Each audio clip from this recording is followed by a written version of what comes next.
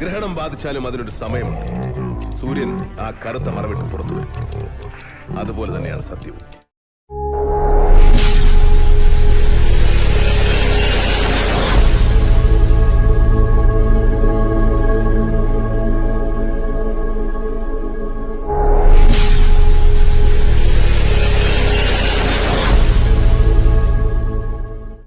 സദ്വീകരണം 2000 കാലഘട്ടത്തിൽ Mammootty Mohanlal team ഒന്നിച്ചഭിനയിച്ച super ഹിറ്റായി മാറിയ നരസിംഹം എന്ന് പറയുന്ന ആ സിനിമയിലെ, അതായത് തിയേറ്ററുകളിലെ ഒരുപാട് കരഘോഷവും പുളകം കൊള്ളിച്ച ആ ഒരു സൂപ്പർ ഹിറ്റ് സിനിമയിലെ ഒരു രംഗം, ആ രംഗത്തിൽ മമ്മൂട്ടി കോടതി മുറിയിൽ നിന്ന് പറയുന്ന ഒരു വാക്കുകളുണ്ട്.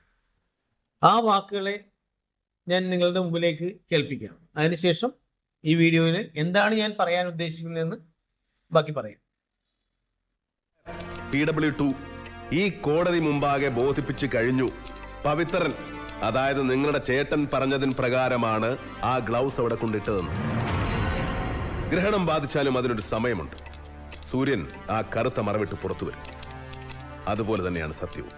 മൂടിവെക്കാം, വളച്ചൊടിക്കാം, പക്ഷേ ഒരു നാൾ ഒരിടത്തത് പുറത്തു വരും. Mister superintendent of police, shall I remind you something? It is quite unbecoming an officer. I pity you for the dirty game you have played in this case, that of a manipulator. A police officer is supposed to be the watchdog of justice and a servant of the society.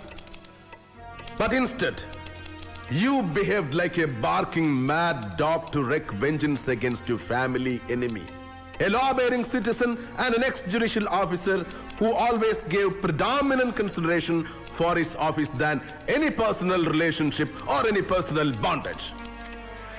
By incriminating such a pious and loyal soul, you have proved that you are ashamed to the total police force of the country, Your Honor. That's all. കേട്ടില്ലേ?